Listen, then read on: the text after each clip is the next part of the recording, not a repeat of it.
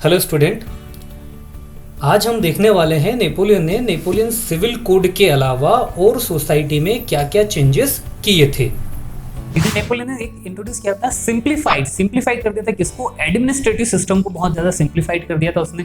Feudal dues जो थे उसको उन्होंने रिमूव कर दिया था सोसाइटीज के अंदर। ड्यूज का मतलब क्या था, फ्यूडल ड्यूज का मतलब जैसे जमींदार, या हम बोल सकते हैं कि मान लो किसी के पास बहुत जमीन है और उसने कर रखा है कि आप किसी गरीब किसान को वो जमीन दिए, आप इस पे खेती करो, या उन्होंने कुछ इस पे कर लगा रखा है कि आपको इतना पैसा तो मुझे टैक्स देना ही पड़ेगा।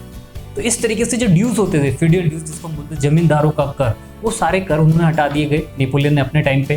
ट्रांसपोर्टेशन एंड कम्युनिकेशन सिस्टम और इम्प्रूव, जो ट्रांसपोर्टेशन और जो कम्युनिकेशन का सिस्टम था उसे भी नेपोलियन ने क्या करा, इम्प्रूव कर दिया। आप देखो जरा, नेपोलियन जितने भी चेंजेस कर रहा था और सोसाइटीज के अंदर, वो कहीं ना कहीं नेपोलियन के लिए भी इंपॉर्टेंट थे, प्लस सोसाइटीज के लिए भी इंपॉर्टेंट हो रहे थे। जैसे for example transportation and communication skill.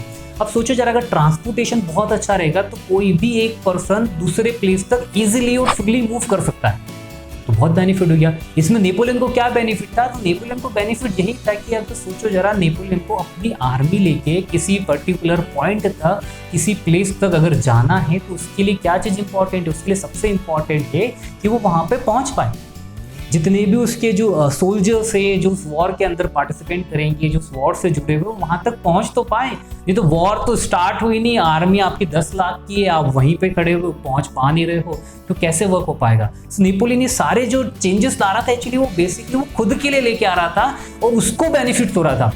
पर कभी कभार होता है ना, जो खुद के लिए बेनिफिट के बारे में सोच रहा हूँ लेकिन उससे अदर्स पीपल जो थे उनको भी बेनिफिट मिल रहा था। तो ये नेपोलियन के बहुत सारे चेंजेस। इसके अलावा नेपोलियन ने और भी चेंजेस करे जिसको हम देख लेते हैं। वो था uniform laws and standardize weight and measurement. तो यूनिफॉर्म लॉस का मतलब क्या होता है कि लॉस सभी के लिए एक जैसे होना चाहिए, हम लोग डिस्कस कर चुके हैं। Standardize weight and measurement, standardize weight and measurement को हम थोड़ा समझने की कोशिश करते हैं कि ये है क्या और क्यों नेपोलियन ने इसको चेंजेस करा। इसको मैं एक एग्जाम्पल के थ्रू समझाने की कोशिश करता हूँ। फॉर एग्जाम्पल आप लोग देखना जरा आपके घर पे, मैं एग्जाम्पल ये दे रहा हूँ कि आपके फैमिली के अंदर हो सकता है आपके पेरेंट्स घर से बाहर गए हुए और फैमिली में दो अलग अलग एज ग्रुप के पर्सन है। एक जो है वो क्लास 10th में स्टडी कर रहा है, वो आप हो सकते हो, और एक आप ही का छोटा ब्रदर या सिस्टर है जो शायद हम बात करते हैं नर्सरी या LKG में स्टडी कर रही है, नर्सरी या LKG में स्टडी कर रही है। और पेरेंट्स का घर पे कॉल आता है, पेरेंट्स का घर पे कॉल ये आया है कि आप एक काम करो, आपकी जो घर पे कहीं विंडो है उस विंडो को वो मेजर करने की कोशिश कर रहे हैं। ठीक है,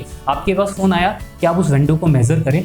अब आपके पास कुछ मेजरमेंट के लिए यूनिट तो थी नहीं, तो आपने क्या करा, नॉर्मली आपका हैंड का यूज करते हुए इस तरीके से हम मेजर करते हैं ना, 1 2 3, इस तरीके से आपने मेजर करना स्टार्ट करा। आपने जब जैसे ही विंडो को मेजर करना स्टार्ट करा तो आपने ऑब्जर्व करा हुआ कि आपकी जो विंडो की जो एक्चुअली साइज थी, जिस साइज का कर्टन परचेस करना है, वो शायद इस तरीके से 1 2 3 10 बिट में आके शायद 10 आपने इसको काउंट करा, उसमें वो कंप्लीट हो जाती है।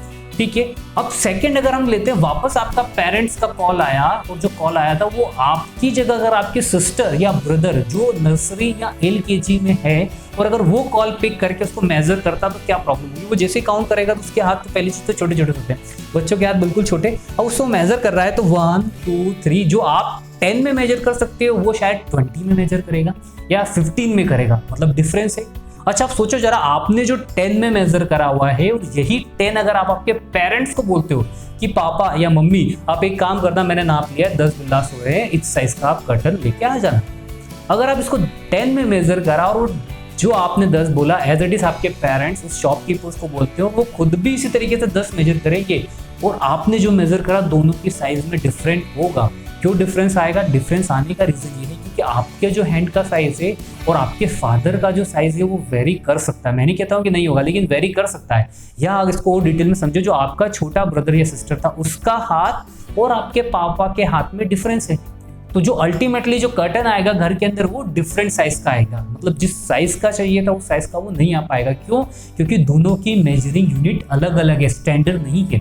अब सोचो जरा, इसी चीज को आप स्केल से मेजर करते हो, आपके पास एक स्टैंडर्ड स्केल है, आप उस स्केल से मेजर कर रहे हो, मेजर करा, आपने पाया गया कि सर ये जो है मेरी जो विंडो की जो साइज है, जिस साइज का हमको कर्टन चाहिए, शायद हम मान लेते हैं 60 इंच हो रहा है। और यही 60 इंच अगर आप आपके पेरेंट्स को बोलोगे फोन पे कि पापा 60 इंच की साइज का आप एक कर्टन लेके आना, अब जो कर्टन आएगा वो दोनों के लिए सेम होगा। आपके पापा जो लेके आएंगे वो एग्जैक्टली विंडो पे फिट होगा। क्यों होगा, क्योंकि आपने 60 सेंटीमीटर एक प्रॉपर यूनिट में दिया है, एक स्टैंडर्ड यूनिट है, और वही स्टैंडर्ड यूनिट उस शॉपकीपर के पास भी है जिससे वो इजीली मेजर करके दे रहा है। नेपोलियन ने ही ये चीज इंट्रोड्यूस करी थी, किस चीज की, स्टैंडर्डाइज्ड जो था वेट और measurement unit. As it is weight की बात कर लेते हैं। मान लो किसी के पास आप शॉप पे कुछ खरीदने के लिए गए, आपने बाजार से फ्रूट्स लेने के लिए गए, मार्केट में गए कि इस तरह के फ्रूट्स दे दो, अब उसके पास 2 पत्थर है बड़े बड़े, उस पत्थर के हिसाब से तोल के दे दिया, क्या वो स्टैंडर्ड वेट है? नहीं। हो सकता है किसी पत्थर का साइज बड़ा हो, किसी का साइज छोटा हो, लेकिन अगर वो 1 kg वेट मेजर कर रहा है तो all over the India, all over the world, आप कभी भी कहीं भी जाके मेजर करोगे वो 1 kg का ही होगा। क्यों? क्योंकि वो स्टैंडर्ड वेट है। एज इट इज जो स्टैंडर्ड मेजरिंग यूनिट होगी, इसलिए आप लोगों ने देखा होगा हर बार जो वेट होता है वो स्टैंडर्ड 1 kg, मतलब all over the world 1 kg है। अगर आपका वेट 40 kg तो 40 ही रहेगा, 40 से ना तो कम होगा ना ज्यादा होगा। अगर आप सिर्फ और सिर्फ इस अर्थ से बाहर ना चले जाओ, फॉर एग्जाम्पल वो यहाँ से बाहर चले जाओ तो हो सकता है उसका वेट चेंज हो जाए, लेकिन अर्थ पे तो आपका वेट पूरे वर्ल्ड में कहीं भी चले जाओ एग्जैक्टली सेम ही रहेगा। सिर्फ ऊपर वाले जो नीचे पोल्स है, पोल्स को छोड़ देना है। तो आप बोलोगे सर हम पोल्स पे जा रहे हैं, वहां पे वेट भी सेम होगा, नहीं, वहां पे स्लाइटली चेंजेस आएगा, लेकिन ऑल ओवर द वर्ल्ड में एग्जैक्टली आपका वेट सेम ही रहेगा। तो इस तरीके से नेपोलियन के सारे चेंजेस थे। अब हम बात करते हैं कि इस चेंजेस को हम याद कैसे करें। तो इसके लिए हम लोगों ने बेसिकली 2 वर्ड्स बना रखे हैं। अगर आप वर्ड देखोगे स्क्रीन पे, एक बार इस वर्ड्स के थ्रू गो थ्रू करोगे, आपका ये पूरा टॉपिक बहुत इजी में समझ में आ जाएगा।